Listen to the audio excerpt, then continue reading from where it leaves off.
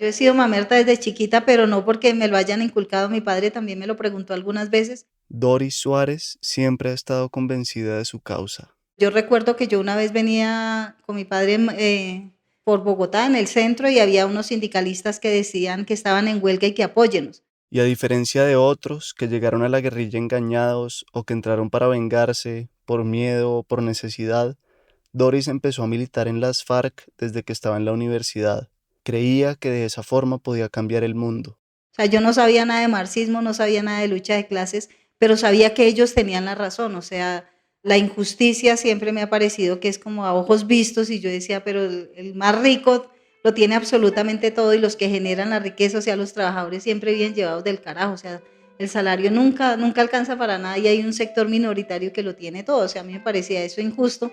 Me parecía también injusto el Dios que supuestamente tan bueno que permitiera esas cosas. Yo soy atea, obviamente. Rastrear el origen del conflicto en Colombia no es tarea fácil. Podríamos devolvernos hasta la colonia, hablar sobre la Guerra de los 1000 días, sobre los años de la violencia, recordar a la chusma y a los chulavitas o los efectos del Frente Nacional. Podríamos hablar de la guerra contra el narcotráfico, del Caguán, las fosas comunes, de Uribe, los falsos positivos y la desaparición forzada. Hay mucha tela para cortar y cada hilo viene atado de otro. La guerra es un tema complejo en el que hay incontables matices y demasiado dolor. Pero lo primero que podemos hacer es empezar a escucharnos. De eso también se trata este programa, de escuchar al que sea, al raro, al que se sale del molde, al distinto y al opuesto. Para mí un modelo justo, así tengamos que volver a inventar el socialismo o un modelo como lo llamemos, es algo donde le brinde todas las posibilidades a los seres humanos, o sea, donde lo fundamental sea la persona. En esta entrevista con Doris Suárez hablamos de su ideología, de su entrada a la guerrilla, nos contó de su paso por la cárcel y de La Trocha, el emprendimiento de cerveza artesanal que tiene ahora. Esta conversación fue grabada en la sede de esa cervecería, una típica casa en Teusaquillo, en Bogotá, que ella y otros camaradas llamaron Casa de la Paz. Ahí, además de la cerveza La Trocha, hay otros emprendimientos de excombatientes, víctimas del conflicto y campesinos. Nos juntamos con otros 10 camaradas y montamos una corporación que se llama Tratso, Trabajo, Dignidad y Solidaridad. A mí toda la vida me ha encantado la cerveza y nos dedicamos a eso y ha sido un aprendizaje muy hermoso. Bienvenidos al Topo, un podcast de entrevistas en el que exploramos temas sobre los que hay ignorancia, vergüenza o temor. Soy Miguel Reyes.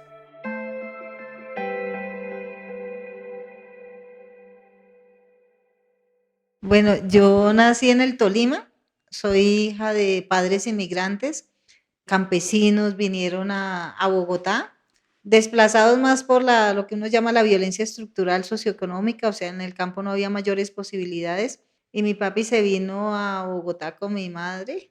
Yo estaba muy niña, tenía por ahí 2 años, y se separaron al poco tiempo, las condiciones económicas no eran muy fáciles, y me crié básicamente con mi padre. Con mi madre manejé una relación cordial, bonita, pero mi padre era casi que de derecha, o sea, en este momento uno podría decir de derecha, de unas convicciones muy arraigadas en torno al statu quo, en tanto a los roles que debía asumir un hombre y una mujer. Mi padre solamente nos da hasta el 9º bachillerato y luego dice que tenemos que empezar a trabajar porque para él una mujer que estudiara en la universidad era tiempo perdido y dinero perdido, porque o uno se casaba y dejaba el cartón colgado en la pared, se dedicaba a la maternidad, o sencillamente no terminaba, porque no era como la vocación de las mujeres, él era muy machista en esa parte. Por ejemplo, para él una mujer después de las 6 de la tarde en la calle era una puta, ¿cierto? Cuando yo sencillamente iba a jugar basquetbol o a tomarme una cerveza y hablar con amigos, entonces no me parecía que era viable eso.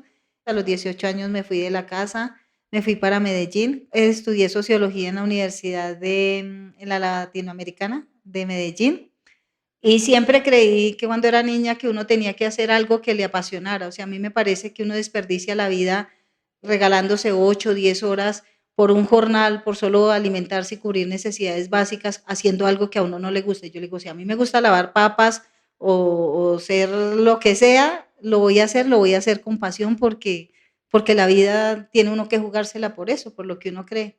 Entonces, bueno, me metí a trabajar en una empresa en Medellín, fui sindicalista, me despidieron. Y hasta ahí, tus convicciones políticas, ¿cuáles eran y de dónde Izquierda, venían? yo he sido mamerta desde chiquita, pero no porque me lo hayan inculcado, mi padre también me lo preguntó algunas veces, sino, o sea, como, no sé si en mis antepasados, porque ni sé quiénes son, haya habido algo de eso. Yo soy atea, obviamente, y yo empecé a descreer de Dios porque nosotros vivíamos en una casa de inquilinato y a mí me dejaron cuidando las cosas, yo era muy tranquila, muy relajada, o sea, me dejaron ahí que porque ahí estaba Doris, pero... Y se robaron una plancha de una señora que tenía una bebecita. En esa época no se usaban los pañales desechables, sino que se usaban esos pañales que eran de tela. Entonces para la señora era muy importante esa plancha porque eso aparte de eso creo que evitaba la pañalitis de los bebés. Entonces yo era creyente, pues era niña. Yo era creyente y yo le rogué a Dios pues que hiciera lo correcto, ¿cierto? ¿Qué era lo correcto? Que la plancha, bueno, listo, ya se la habían robado, entonces que se la robaran a la señora que tenía y se la devolviera a la señora pobre. Y yo me acosté pensando, convencida de que Dios iba a hacer eso. Y al otro día, pues obviamente eso no había sucedido, eso solo pasa en las películas. Entonces yo decía, pues eso es injusto, o sea, ¿por qué le tienen que robar a un pobre? Pues que le roben al que tiene, eso a mí no me parece nada Ese fue como sabroso. tu primer... Como primer cuestionamiento frente al Dios, y ya después mi madre tenía una amiga que tenía libros, entonces empecé a leer a Vargas Vilas, yo era muy pequeñita, el primer libro que yo leí de él fue Ibis, y lo camuflé, o sea, yo le decía, señora Leonor se llama, señora Leonor, ¿me presta libros para leer? Y se coja, mija, y ella miraba qué libros yo llevaba. Entonces yo metía dentro de los libros que supuestamente eran permitidos llevarme, yo los camuflaba ahí. Y cuando yo pues leí eso, lo de que Dios era la palabra con lo que nombrábamos aquello que desconocíamos, o bueno, no recuerdo exactamente las palabras, me tocaría volver a leerlo, pero me cuestionaba mucho frente al Dios, pues yo me asusté muchísimo y obviamente los primeros días tuve pesadillas y todo el cuento con el diablo y esas cosas, pero ya eso fue como una semillita que a mí me sembró pues la inquietud frente a cuestionarme frente al Dios que nos habíamos inventado los mortales. Porque en el colegio uno leía libros, pero por ejemplo La Vorágine la vine a leer muchos años después en la prisión y me parece hermosísimo, pero en esa época era una carga académica y desafortunadamente los maestros no tienen como esa habilidad o esa sensibilidad para descubrir qué es lo que le gusta al muchacho y incitarlo a eso, porque lo leer es la maravilla más grande del mundo, a mí me ha salvado de muchas cosas. Y bueno, antes de que entremos como en los hechos de las siguientes etapas, aclaremos unas cosas. ¿Qué es la izquierda para ti y qué modelo te parece el más justo que haya existido? Para mí la gente de izquierda es una persona que está en contra del statu quo, o sea, en contra de este modelo capitalista que a mi modo de ver no tiene nada que mostrar, porque vos ves que más de 800 niños mueren, por ejemplo, en el mundo de hambre, de inanición, cuando las fuerzas productivas tienen suficiente para darle alimentación a toda la población y sobraría con que nos ahorráramos un poco de lo que se gasta en municiones, en armas también, se ahorraría mucho y en corrupción. Entonces, yo sé que el modelo socialista que se ha ensayado pues ha tenido también sus errores, sus desaciertos, pero se está en un proceso de aprendizaje. Para mí un modelo justo, así tengamos que volver a inventar el socialismo o un modelo como lo llamemos, es algo donde le brinde todas las posibilidades a los seres humanos, o sea, donde lo fundamental sea la persona. Yo, por ejemplo, una de las cosas que le critico a los modelos de izquierda es que como ha tocado defender tanto el sistema, por ejemplo, Cuba, le ha tocado defenderse tanto de la agresión norteamericana que a veces tiene que reprimir a su misma población porque en todo lado ve infiltrados. Pero donde ellos pudieran desarrollarse adecuadamente, para mí sería Cuba el modelo para mostrar. Listo, ya iremos volviendo por ahí, pero entonces, ¿en qué momento ya entras a las filas? ¿Cómo llegas hasta allá? ¿Qué pasa ahí Ah, no, antes? yo, como te digo, fui sindicalista, me despidieron, pero ya era del Partido Comunista. Después me metí con la Unión Patriótica y varias veces pedí ingreso a FARC, pero FARC no me dejaba. O ¿Te sea, querías ir ya al monte de sí, una? sí, pero FARC no quería porque decían pues que yo servía más en la ciudad. Necesitaban gente de confianza en la ciudad y me dejaron bastante tiempo hasta que hubo una masacre cerca donde yo estaba en Medellín de unos muchachos, no sé si vos te acordás de la Juventud Comunista. Entonces yo dije, pero y entonces ustedes que no peleando acá, gritando en la calle, pues mientras nos están masacrando, y ahí sí ya se dieron cuenta que era necesario y me fui para la guerrilla.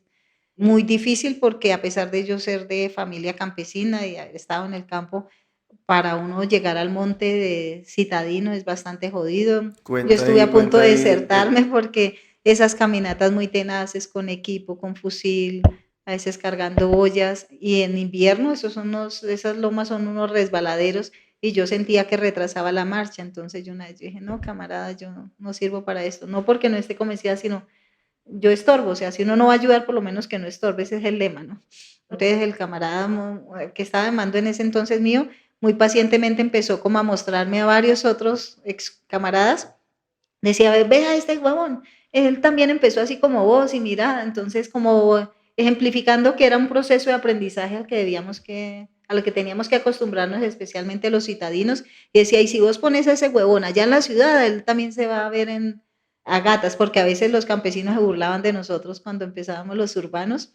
y no, pues cuéntanos de las filas, eso es lo que la gente más como curiosidad le genera. ¿Cómo era un día Pero es que normal? a mí me parece que se ha modificado mucho la vida en la guerrilla, o sea, ¿Se ha mortificado? mitificado, Ah, perdón, mitificado lo de la vida en la guerrilla. Uno no se la pasaba todo el tiempo combatiendo, sino eran momentos, eventos. Obviamente uno estaba en guardia permanentemente pensando en que lo iban a asaltar, a veces lo hacían, pero no era como esa vida. Y yo recuerdo que cuando yo la primera vez que fui a un campamento me sorprendía era la risotada de los guerrilleros. Se habían muerto de la risa y jodiendo, claro, porque uno de pronto valora uno más la vida sabiendo que en cualquier momento la va a perder.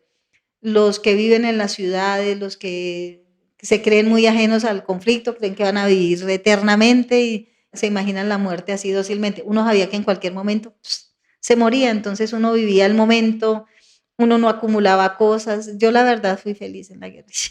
mm, Sí. cuenta, ¿qué más? ¿Por qué? ¿Y cómo era un día normal? ¿Qué era duro? ¿Qué No, o era? sea, pues vos te levantabas a las 4:45, el camarada que estuviera pues de relevante, entonces él sonaba, a veces hacía soniditos así muy parecidos a los monos o de perne, como el área donde uno estuviera, pues para que el enemigo no detectara, uno se levantaba, tomaba el tinto, lo ponían a escuchar las noticias porque eso era sagrado. ¿Qué noticias? Pues nos tocaba las tradicionales, las porquerías esas que desinformaban, pero en las horas de la tarde había una hora cultural y ahí entonces nos reuníamos la guerrillerada, entonces decíamos qué habíamos escuchado y algún camarada trataba como de leer entre líneas y descifrar qué era lo que había detrás, o de pronto algunos tenían posibilidad de tener un radio de otras bandas y escuchar emisoras internacionales, entonces se contrastaba la información. Obviamente aquí escuchábamos a la derecha y entonces esas bandas nos permitían escuchar a Cuba, en esa época la Unión Soviética, y se daba el debate en las horas de la tarde.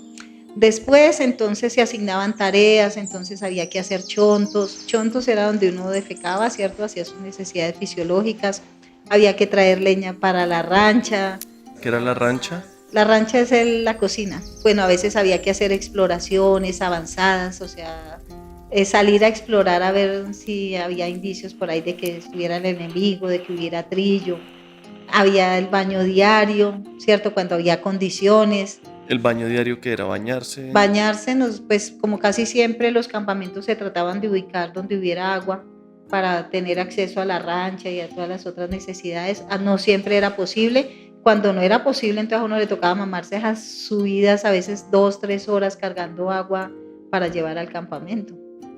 Entonces, sí era, o sea, uno se la pasaba en tareas cotidianas, le tocaba estudiar, bueno, hacer cosas normales, a veces hacíamos equipos, o sea, era una vida normal. Y cuando había combate, pues obviamente siempre estábamos en espera de que fuéramos hostigados por el enemigo, pero cuando había combate había una preparación especial, ¿sí ves? O sea, había un operativo, entonces había una planificación muy estratégica, se actuaba y luego se balanceaba, ¿cierto? Es algo que me parece muy valioso porque siempre íbamos aprendiendo de los errores que cometíamos, íbamos tratando de enmendar siempre. Como si se actuaba y se balanceaba. O sea, vos participabas en un operativo y terminaba el operativo, bueno, ya había condiciones de seguridad y se reunía toda la guerrillerada que había participado, incluyendo los mandes, y se había balanceado qué error se había cometido.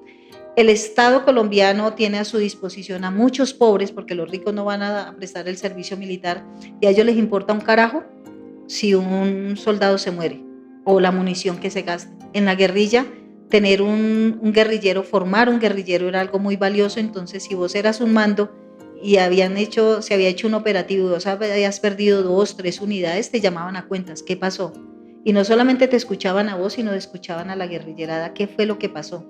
Para tratar de corregir ese error, o si se había desperdiciado mucha munición, porque como era para nosotros tan valioso, entonces, bueno, ¿a qué se disparó? ¿Qué se logró el objetivo? ¿Qué fue lo que pasó? Entonces, era un control muy minucioso frente a lo que se hacía. Y era tratar de aprender de los errores que cometíamos. O sea, yo pienso que 53 años que se aguantaron contra un ejército muy sofisticado, con todas las armas que te puedas imaginar, con tecnología de punta, asesoría gringa, eso tiene que haber existido algo más que simple suerte, ¿cierto? Sino que había unas personas muy bien preparadas, muy cualificadas, y había una población alrededor que también de alguna manera apoyaba nuestra causa, ¿cierto? Y pues, a ver, digamos, para la gente que está del otro lado viendo esto como con estupefacción o como no creyéndose el cuento, pues cuéntanos un poco qué era lo duro, qué era lo difícil, qué dentro de la guerrilla si no funcionaba bien, las mujeres, cómo las trataban, o sea, había cosas que realmente sí eran reprochables. Claro, nosotros cometimos muchos errores y creo que ahorita con la Jurisdicción Especial para la Paz y la Comisión de la Verdad se están develando errores de varios camaradas, no que fuera política de la organización, porque, por ejemplo, hubo muchos, sobre todo en el lado de la milicia, donde a veces se perdía el control y muchos camaradas, por ejemplo, hicieron ejecuciones que no tenían sentido, a veces porque escuchaban a algún campesino que traía información o ellos mismos a veces tenían animadversión frente a algún parroquiano y actuaron incorrectamente. Eso se ha reconocido, eso no, pues no hay que ocultarlo y sería absurdo hacerlo, ¿no? El patriarcado pues también existía, o sea, yo decía, yo mamaba mucho gallo y decía, yo seré feliz que no me muera y que vea la primera miembro del secretariado, jodía mucho con eso. O sea, vos sabes que la composición de la comunidad fariana es el 90% campesina y los campesinos son los más machistas del mundo. Entonces, allá, por ejemplo, romper con ciertos estereotipos, a mí me parece que le quedó muy jodido a los hombres adaptarse a eso, a nosotras las mujeres también. En los frentes donde yo estuve no vi discriminación o trato peyorativo hacia nosotros, solamente vi una vez estaba yo en el noveno y un mando le pegó a su compañera y yo decía, pero camarada, eso no se puede permitir, pues yo como soy toda esquemática, yo decía, no, eso no se puede permitir entre nosotros, ¿cómo así? Y yo decía, yo voy a hablar y yo voy a decir eso, y decía, no, se ponga a bobear con eso que mañana ya están contentos otra vez, y efectivamente la muchacha al día siguiente estaba ahí con su pareja normalmente, pero eran casos como muy puntuales porque el hombre le tenía miedo a la socia, porque uno imagínate con un arma pues tampoco le iba a dejar montar y eran muy poquitos los que podían dominar a su pareja. Allá vos como hombre y como mujer realizás las mismas funciones. En algunas ocasiones yo iba a hacer trabajo organizativo, pues a hablar con los campesinos y algunas mujeres me decían, yo quiero irme a la guerrilla aunque sea para pelar papas. Yo decía, compañeras, ya en la guerrilla no existe eso, o sea, todos cumplimos las mismas funciones y no hay como roles asignados para las mujeres, pero sí creo, por ejemplo, que lo de los mandos, pues es una de las mayores evidencias de que no logramos pues una igualdad. No tanto porque no hubiera mujeres capaces, porque había guerrilleras muy buenas en lo político y en lo militar, pero entonces casi siempre se asociaban con otro mando que también era muy capaz y allá se utilizaba una táctica que era el desdoblamiento. Quiere decir que si vos eras muy capaz, muy cualificado, cuando hubiera una tarea o un área que quisiéramos cubrir, entonces vos te ibas para un área y tu pareja para la otra. Entonces muchas mujeres como que se bajaban el perfil cuando eran muy buenas para no separarse de sus compañeros. A ver, me hago entender, si el hombre tenía a su pareja, decía, camarada, yo me voy con la socia, se le permitía. En cambio que una mujer dijera, yo me quiero ir con mi gordo, con mi socio, entonces se veía como un sinónimo de debilidad. O sea, son estereotipos difíciles de erradicar, pero se trataba de luchar con eso, pero eso imagínate ni en Cuba, o sea, entonces, por ejemplo, había mujeres que cumplían con ese rol como para cautivar, pues estaban muy tragadas de su muchacho, entonces le lavaban la ropa, le llevaban la vajilla pues a la caleta, cuando eso no estaba en nuestro perfil. Yo, por ejemplo, los socios que tuve, pues yo he sido muy independiente, salvo que él estuviera en una misión muy grande, pues yo hacía una concesión como esas, pero de resto no, cada uno se ocupaba de lo suyo y lo único era porque uno para la caleta, si se mojaba la ropa, cosas así como de ayuda y solidaridad mutua más que de dependencia o de servilidad hacia el hombre, ¿no? ¿Y qué traumas te quedaron? ¿Qué momentos De la duros guerra, hubo? Sí. pues a mí me dolía mucho las ejecuciones, a veces los consejos de guerra, ¿Cómo funcionaba o eso? sea, no por injusto, sino porque en ese momento no había otra cosa. O las retenciones, por ejemplo, que se hizo, no me gustó, por ejemplo, cuando lo del mono mostraba a los soldados que te acordás que eran como con alambre de púa, esa cosa que parecía campo de concentración. O sea, a mí no me gustaba porque yo decía, nosotros no podemos terminar pareciéndonos a nuestro enemigo, pareciéndonos a ellos. ¿Y los consejos de guerra y las ejecuciones, a qué te refieres? ¿Cómo eran? Bueno, los consejos de guerra hubo varios porque, o sea, por ejemplo, en la guerrilla somos como muy ortodoxos. Por ejemplo, el robo no estaba permitido, la delación, la violación, o sea, eran castigados severamente porque no había pues como otras formas. Pero recuerdo, el ejército en muchas ocasiones intentó infiltrar a la guerrilla, entonces a veces incluso utilizaba prostitutas. Yo recuerdo que hubo una cosa de que tenían una marca de un pescadito, llegaban muchas o trataban de contagiar a los muchachos con SIDA, bueno, con enfermedades venéreas. Intentaron cuanta maña vieja puedas conocer por ahí. Pero entonces a veces, yo siento que a veces hubo injusticias en cuanto a que alguien se hizo amigo de una infiltrada, entonces ya la muchacha hablaba, ¿cierto? Y decía, pues yo también me muero con él, y que a veces como que no había tiempo como para juzgar si realmente la delación que estaba haciendo la infiltrada era válida o no, pues ya ellos no tenían nada que perder, sabían que se iban a morir. O sea, yo a veces digo, a la guerrilla fariana solamente se le puede leer en el contexto de la guerra porque había cosas que había que hacerlas en ese momento. O sea, ahorita ya uno viéndolas como desde este estadio, ya uno, pucha. ¿Y ahí tu sueño cuál era? ¿Tumbar el gobierno? Sí, ¿qué te No, yo imaginabas? sueño, yo toda la vida y me moriré, me moriré o me morirán. No, Dios no quiere. Espero que no. Soñando con que logremos hacer un país mucho más justo. Yo, sin embargo, soy una optimista porque si vos revisas la historia, o sea, desde los estadios primitivos, feudalismo, capitalismo, todas estas etapas, hemos avanzado muchísimo. Incluso a los pelados de hoy en día, yo les digo, a ustedes les tocó la suave. O sea, antes cuando a uno lo cascaban, a uno le tocaba ver a la versión de uno contra la versión de las autoridades, de la policía, de los militares, porque no había cámaras para mostrar. Tener cámara era un lujo. Ahora ustedes pueden mostrar una evidencia donde se verifica eso, pero antes a uno le tocó muy jodido. Y a nuestros antecesores también. O sea, las conquistas que tenemos hoy en día es porque otros seres humanos han peleado y nos han dado eso como un tributo. Y entonces nosotros tenemos un deber. Uno, tratar de avanzar, y si no se puede, mínimamente sostenerlo.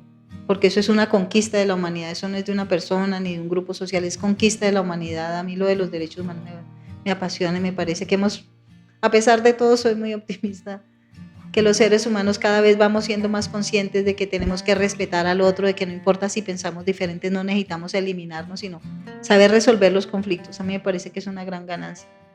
¿Cuántos años estuviste en las filas? En guerrilla estuve como 15 años y estuve 14 y un día en cárcel.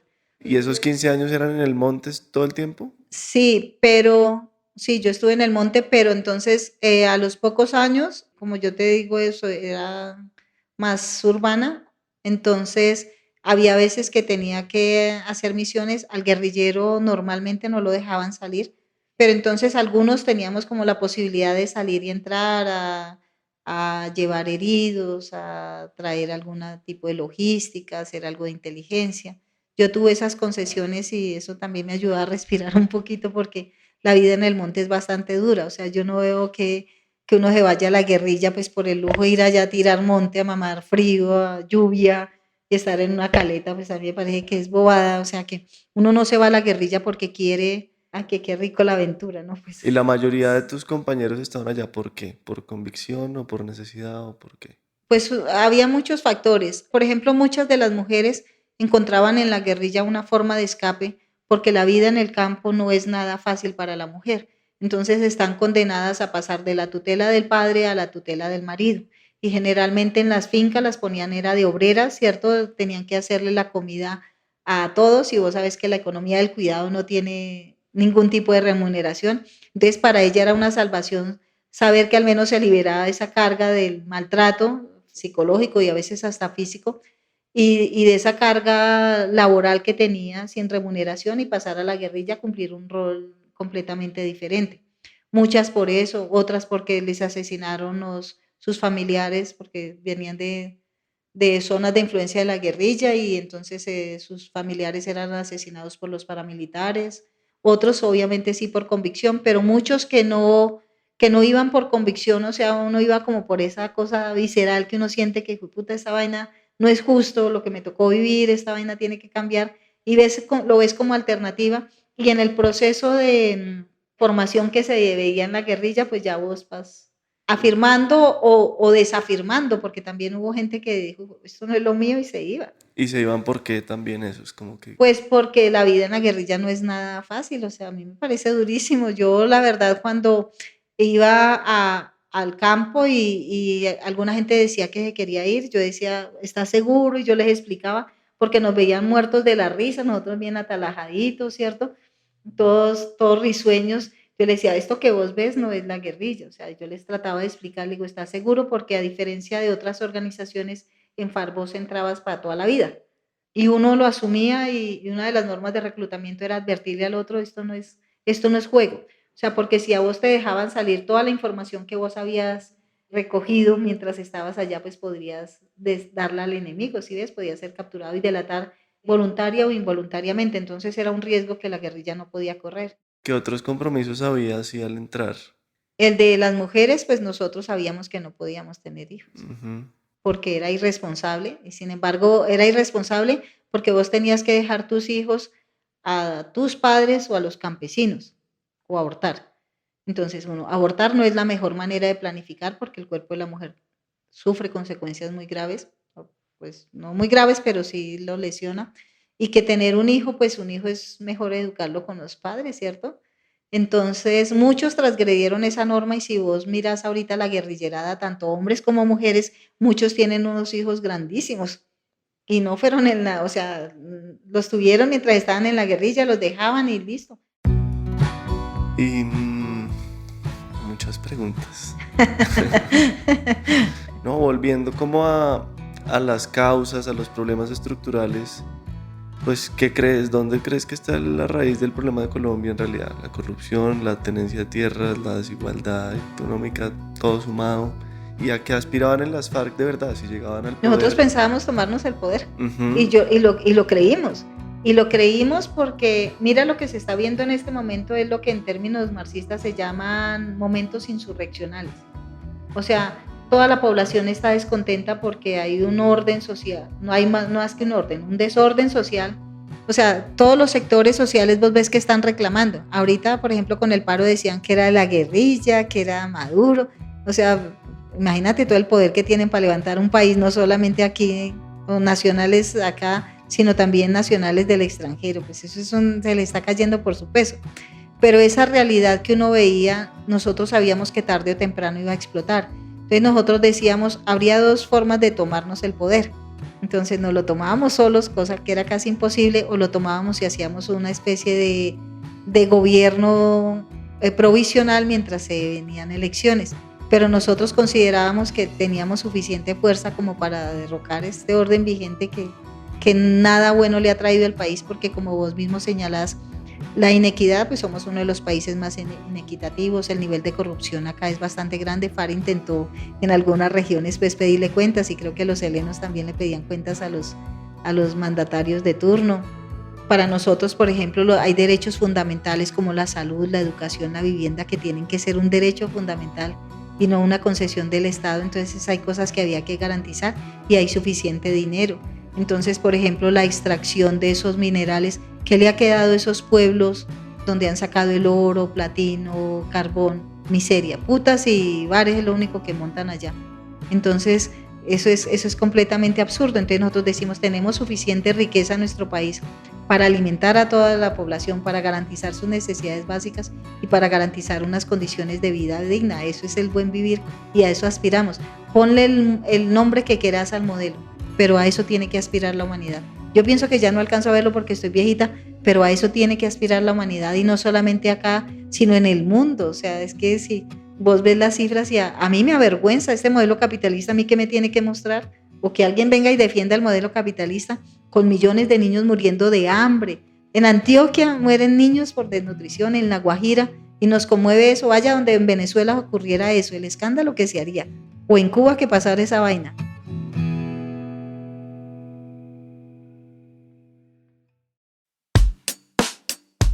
¿Te encanta el topo y dosis?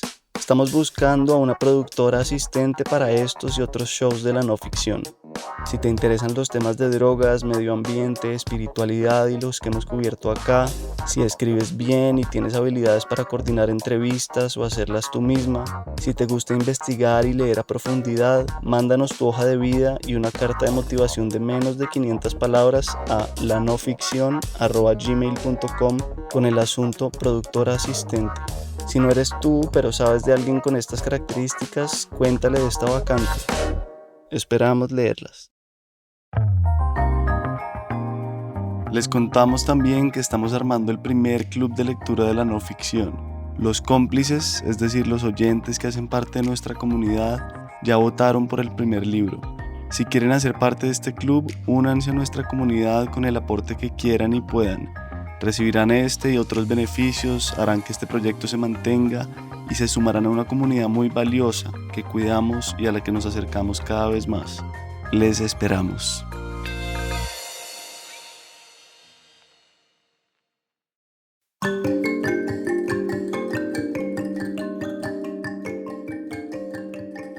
Yo la verdad digo que fui feliz en la guerrilla porque yo estaba convencida de lo que estábamos haciendo, tenía mucha camaradería con mis compañeros, tuve buenos mandos, ¿cierto? Tuve muy buenos mandos y aprendí mucho. O sea, aprendí no solamente de la parte militar, sino de la parte política, de los campesinos. O sea, relacionarme para mí con ellos era una fiesta, por ver su nobleza, su humildad. O sea, en medio de la miseria donde estaban eran generosos con nosotros, fueron muy generosos.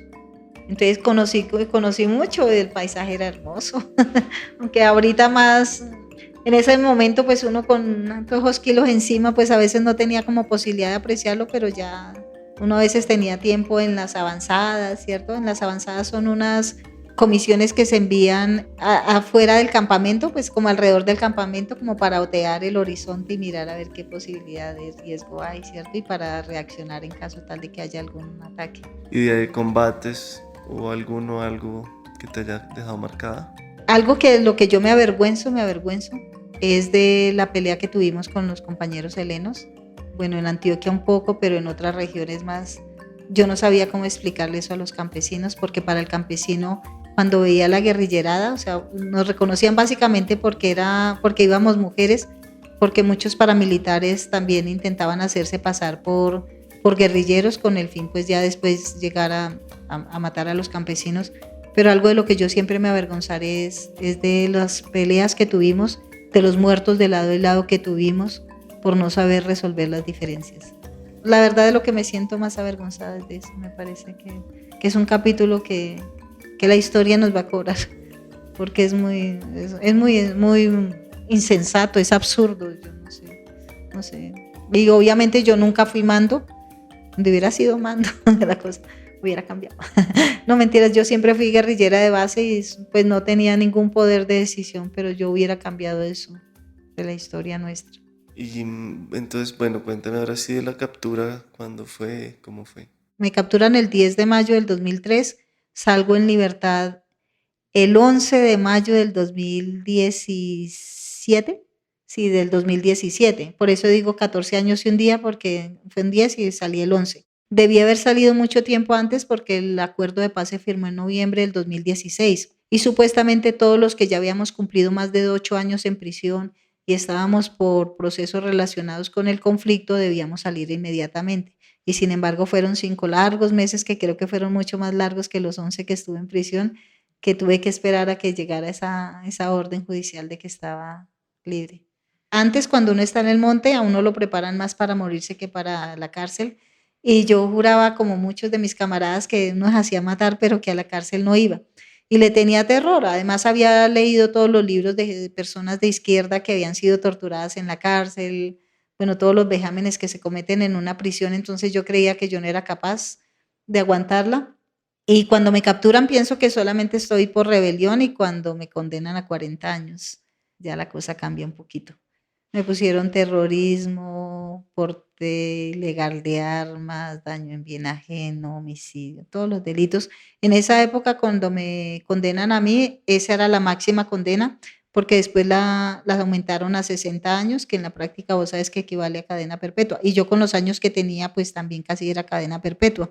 Salí gracias al acuerdo de paz y si no estaría todavía en la prisión. Y de la prisión, pues, ¿qué puedes contar? ¿Ahí te sirvió de reflexión, de...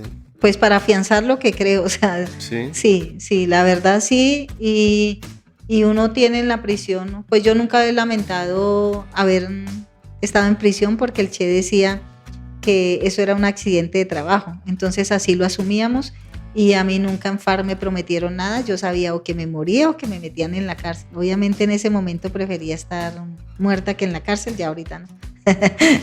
pero era eso, ¿sí ves? O sea, uno lo asume como el riesgo de estar en la guerrilla, estar contra un Estado, pues es lo lógico.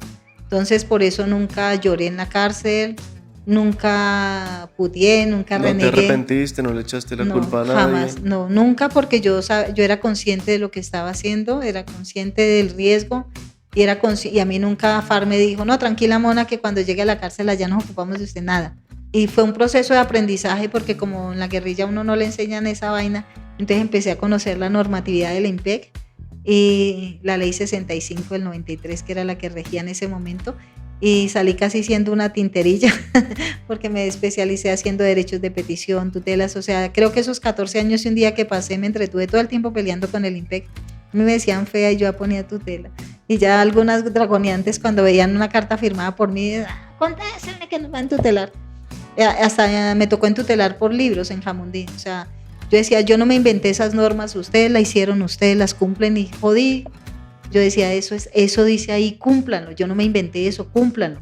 Y jodí, antes me entretenían, perdí muchas batallas, obviamente, pero otras las ganamos y, por ejemplo, me gustaba meterme a los comités de derechos humanos, de lo de la comida, la rancha. Obviamente mucha gente no me quería por eso, pero cuando llegaba a otras prisiones, yo estuve en 5 prisiones.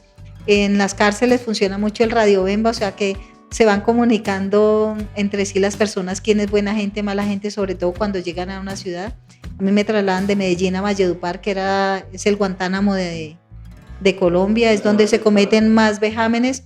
Esa es la primeras cárceles de la nueva cultura penitenciaria. Entonces, unas extremas medidas de seguridad y abren el pabellón de mujeres por Sonia la guerrillera. ¿Y cómo es que es la historia de Sonia también para refrescar? No, mira, a Sonia la capturan supuestamente porque era narcotraficante. Sonia era una campesina, o es una campesina, una guerrillera común y silvestre, y le endilgan que ella era narcotraficante. La capturan y la mandan a una barcaza en alta mar. Los de Comités de Derechos Humanos dicen, ¿cómo que la van a dejar en alta mar? Están violando todos los derechos humanos, la llevan para Valledupar. Derechos Humanos dice, ¿cómo que la van a llevar allá? Eso es una cárcel de hombres. Y Don Impec dice, es una cárcel de hombres.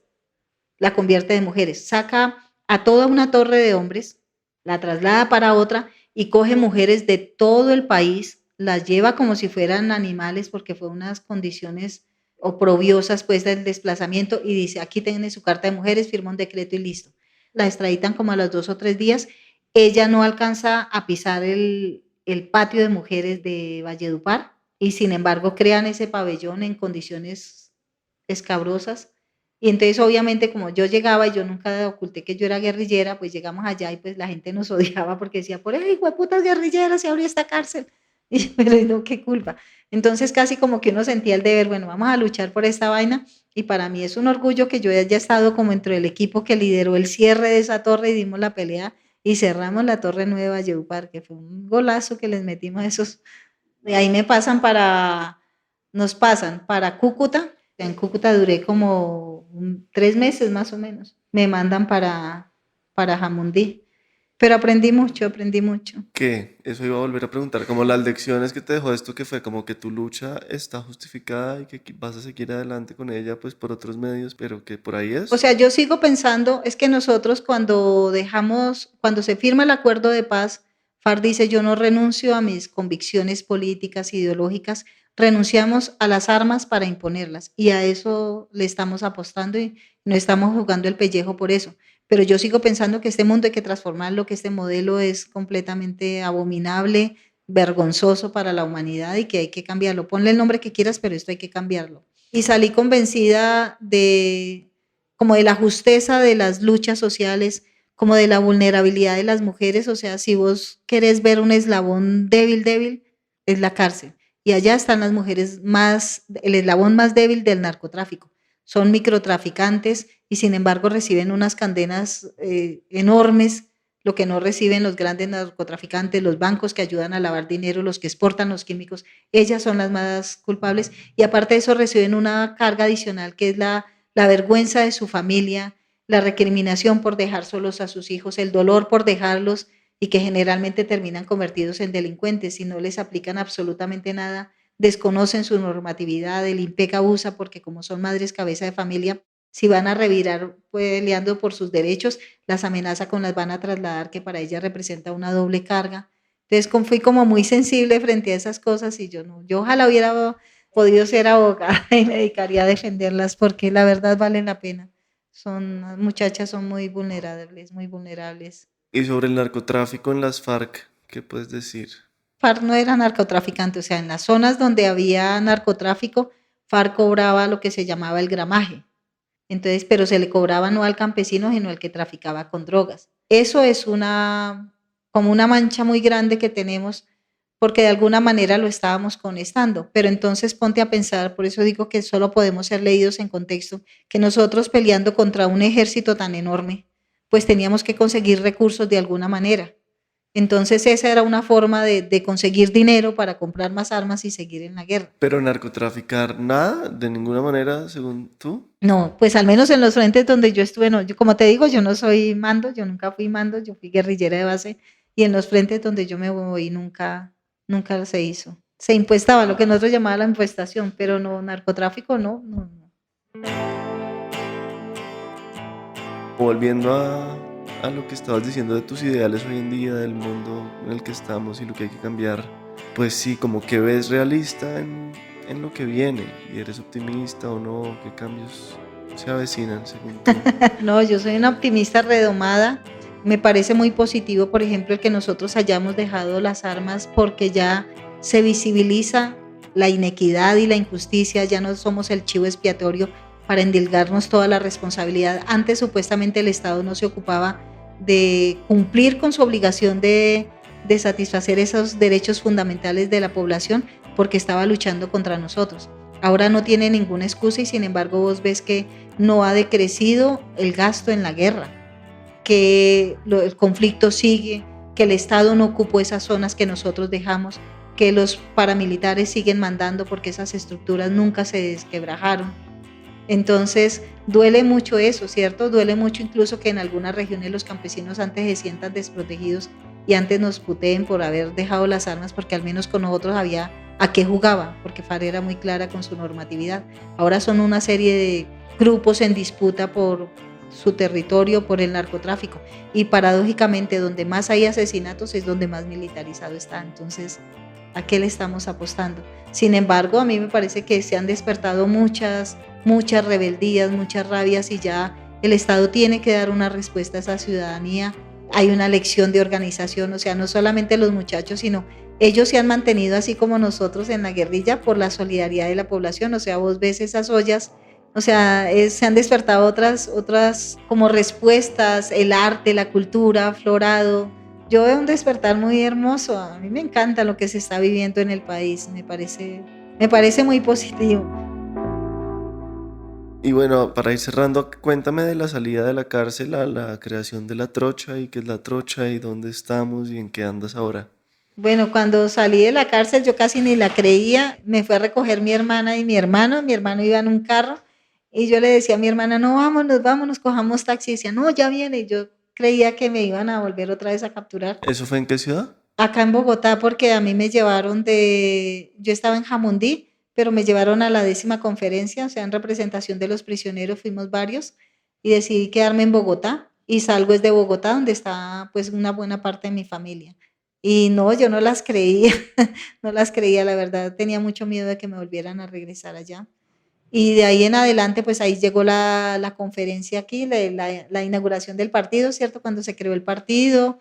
O sea, todo ha sido como un constante agite y nunca me he negado, por ejemplo, a ir a lo que se llamó pedagogía de la paz, a ir a colegios, a universidades, a hablar y poner la cara, porque yo creo que tenemos esa responsabilidad social también.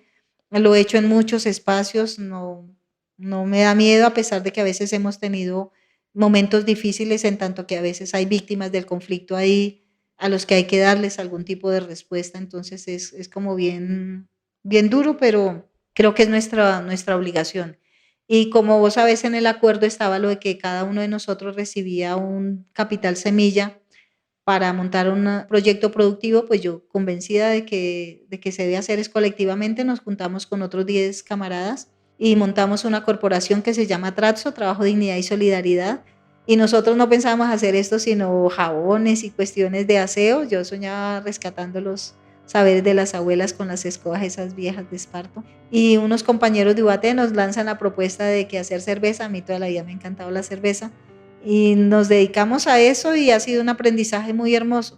Pero no solo por lo que hemos aprendido, sino por la sinergia. O sea, estamos en la Casa de la Paz y la hemos llamado así no porque hayamos querido, nosotros solamente nos íbamos a dedicar a producir y comercializar cerveza artesanal, pero en el transcurso de la convivencia y el compartir con la sociedad civil nos hemos dado cuenta que podemos hacer mayor impacto social, de que tenemos un potencial enorme para trabajar con muchas comunidades y que tenemos mucho respaldo. Y gracias a ellos, pues entonces, por ejemplo, la etiqueta que vos ves de nuestra cerveza nos la regaló un publicista, Juan Montes, que es muy bueno, con un sentido social muy arraigado. La cata para la cerveza que también vas a degustar es muy rica, también la hizo la Universidad Nacional con el profesor Camilo Rivera. Los muebles que vos ves en la casa también han sido donaciones, los grafitis, o sea, nosotros tenemos una deuda más que con el Estado, con la sociedad civil que nos ha acompañado en este proceso y también estamos como devolviendo, o sea, yo digo devolviendo porque aquí hacemos frecuentemente mercados campesinos donde vienen no solamente excombatientes y víctimas, sino también madres de soldados, o sea, estamos intentando hacer migas y hacer alianzas estratégicas con todos esos pequeños emprendimientos, independientemente de donde sean, para demostrar que podemos convivir así pensemos diferente y que podemos hacer un debate, por ejemplo, entre capitalismos y socialismos y mamertos de manera respetuosa, sin insultarnos y mucho menos sin liquidarnos. Y en este país cabemos todos. Entonces la Casa de la Paz busca convertirse en eso, en un espacio donde quepamos todos y bienvenidos, o sea, bienvenidos si queremos un país mucho mejor. Aquí la casa está abierta para ese tipo de personas. No, pues te agradezco, me encanta verte tan feliz, me encanta este proyecto y muchas gracias por tanta honestidad y tanta información y por contar tu historia, ¿sí? Esto es lo que se necesita en este país de verdad, escucharse, ser honesto con sí mismo y con los demás, sí. Y lo que haces, por ejemplo, vos con tu programa y otras personas al permitirnos llegar a la gente, a mí me parece muy valioso porque a veces los medios de comunicación tradicional nos mitifican, nos demonizan y cuando la gente se acerca y ve la cara humana nuestra, podemos hablar de esas cosas a veces tan escabrosas y tan delicadas. Me parece que ya cambian la idea y ya ven otra arista. No digo que tienen que pensar como nosotros, pero sí ven la otra cara de la moneda que a veces no les muestran los medios tradicionales. El Topo es un podcast de la no ficción. En esta casa productora también tenemos otros shows, entre ellos Dosis, que es sobre drogas y sus usos como remedios y venenos, un periódico de ayer, eso de eventos históricos en la vida privada, y acabamos de lanzar Historias de Inbox, un show sobre encuentros y desencuentros en internet. Este último es exclusivo de Spotify. Los demás los pueden encontrar en todas las plataformas de podcast. Si quieren apoyar este proyecto y hacer que crezca, los invitamos a unirse a nuestra comunidad de oyentes. Solo entren a lanoficción.com y hagan clic en Hazte Cómplice o encuentren ese link en la descripción de este episodio. Cada aporte, no importa el valor, suma mucho. A cambio, recibirán diversos beneficios, entre ellos contenidos extra de las entrevistas. Y te iba a preguntar también, ¿tú por dentro te sientes tranquila contigo misma? ¿Has perdonado, has sanado? ¿Tienes la conciencia tranquila? Yo todavía tengo yo debo tener como muchas muertes ahí acumuladas que nunca lloré. Entonces se va llenando uno como de corazas también y ya después llega un momento en que uno se hace vulnerable. Llora, eso es en verdad, hay que llorar. Si no puedes unirte ahora, muchas gracias en todo caso por estar acá. En el próximo episodio, en tiempos de pandemia sobre todo, esa relación estrecha que debemos tener con la naturaleza. A mí me parece que si algo hay que aprender, digamos, los blancos de los indígenas, es eso, esa relación estrecha con la naturaleza. Mire, yo creo que deberíamos no hacernos ya los de la vista gorda y los oídos sordos ya. hablaremos con Carlos Hakanamijoy, un artista de la comunidad inga del Putumayo, reconocido y premiado internacionalmente. Si les gustó este episodio del Topo, también les podría gustar Un llamado a la serenidad con Mauricio García Villegas, El vocero de los animales con Juan Carlos Dosada, o Porros, versos y radio con Pascual Gaviria. Si quieren enviarnos notas de voz comentando nuestro trabajo, pueden hacerlo en el Instagram @podcasteltopo. El Topo es presentado y dirigido por mí. Este guión fue editado por María Antonia Ruiz, la mezcla y el diseño de sonido fueron de Daniel Díaz y Valentina Fonseca, Álvaro Guerrero es el manager de audiencias y Angélica Duque es la ilustradora. Gracias infinitas a quienes ya se han sumado a nuestra comunidad. Algunos de ellos son Daniel Caicedo, Natalie Suárez, Daniel Robles, Ana Solórzano, Graciela González, Carlos Cortés, Clara Lopera, Santiago Galeano, Catux Belmonte, Vanessa Correa, Daniela Camún, Ana Bernal y Carlos Agudelo. Muchas gracias por estar acá.